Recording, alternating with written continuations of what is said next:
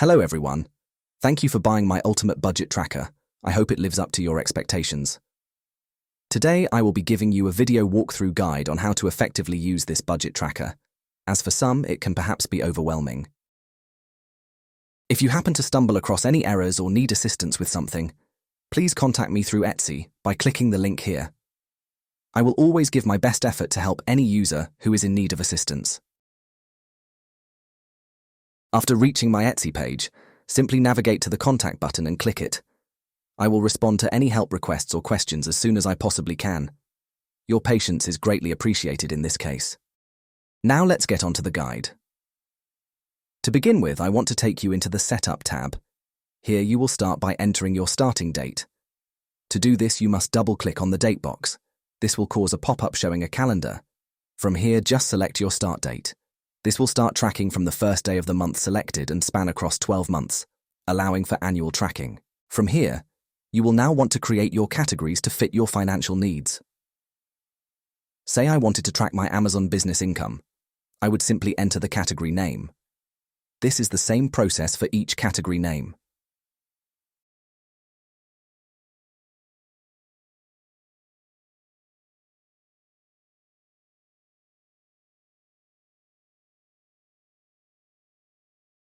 To assign icons to each category, you want to right-click and select Copy from the icon options below, then return to your categories and paste it into the cell exactly like I have. From here, you are now ready to continue. Please also note, it is very important that you check the checkboxes beside each specific category that you wish to track. If you do not select it, it will not appear across the spreadsheet reports. After completing this, we are ready to move to the Budgeting tab. Here is where you will set your goals and budgets for each specific month. This is a very simple process, however will require you to think carefully on how you wish to allocate your income. To enter budget figures, you need to click the boxes and enter figures. For example, I have set myself an income goal of $1,500 for the month of January, $2,000 for the month of February, and so on. These boxes are the only places you need to enter anything on this tab, as everything else is calculated for you automatically. If you look to the right, you can also see graphs representing your budget goals respective of their categories. This makes it easier to analyze and see where you are directing your money the most. At the top of this tab, you can see an analyzation of your completed budget figures. Going from right to the left, you can see the exact percentage of your income that you are allocating to a specific category. Then you can see the totals overall of your budgeted categories. From here, I will introduce you to the Income Log tab. Here is where you will enter all transactions relating to income. For example, I want to add income from my Amazon business. Firstly, I will select the date, then the category, which you can see shows a drop-down option of all the categories. After choosing Amazon Business, I will enter the total amount of income earned. This is the same process across all transaction log tabs. This is now the Expense Log tab. This is where you will enter relevant transactions relating to expenses. As previously stated, this is the exact same process as we used in the Income tab before. Continuing to the Savings Log, this process is exactly the same. However, one important thing I would like to add is that if you decide to withdraw from a savings category, you can do this by following the previously used process. However, instead of entering the regular amount, simply add a minus symbol in front of the number. This will count as a withdrawal and be included in all calculations to remain consistent. In the Debt Log tab, the process is mostly the same with just a few additional steps. If you wish to track debts, you must enter the beginning debt balance, followed by the minimum monthly payment if applicable. If not, just enter 0. After doing this, there is no need to do anything else. Simply enter debt payment transactions in the same way we have done in our previous transaction log tabs.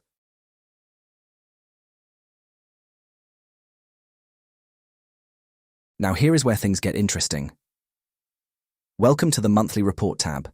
Here is where you can select specific months and analyze performance. If tracking on a monthly basis, this is what you will mainly be using. This gives a good overview of each category and how your money is being allocated for better financial literacy.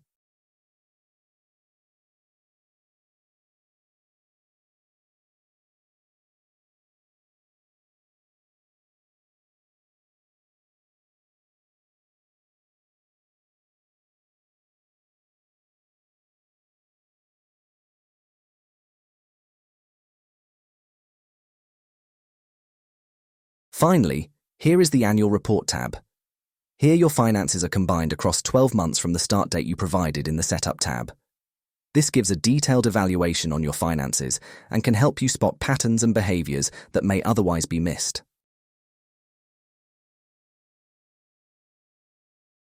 In case you were not aware, you are able to click the graphs and hover your cursor over each data point to reveal the monetary value. This can be incredibly helpful. Here is an example for using this across multiple graphs.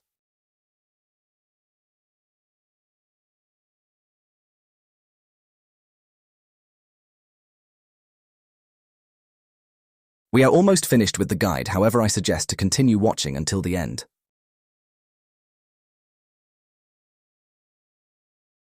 This is a bonus savings report. Here it will analyze your monthly and total annual savings. Just like the monthly report tab, you can filter results by month. This tab features multiple graphs and a sinking funds tracker, making it visually easier to see your progress towards your goals.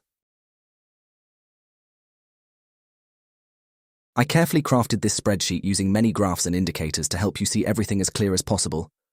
Finances really can be a struggle to get a handle on, so I'm hoping this will help.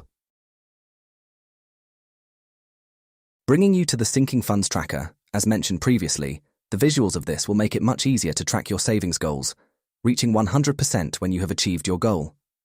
Any percentage over 100% indicates you have overachieved on your goals, which is an achievement to be proud of.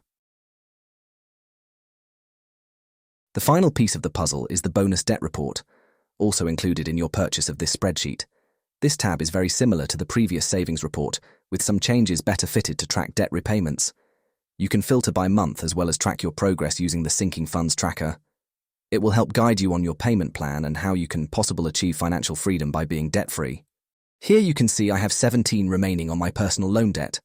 I have just paid this off entirely, so I will give an example of how to enter this in the debt log again.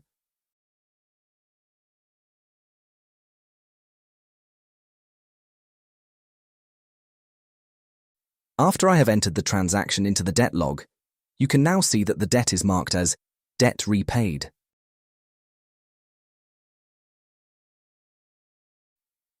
The sinking funds tracker will suggest payment amounts you can make to pay off your debt.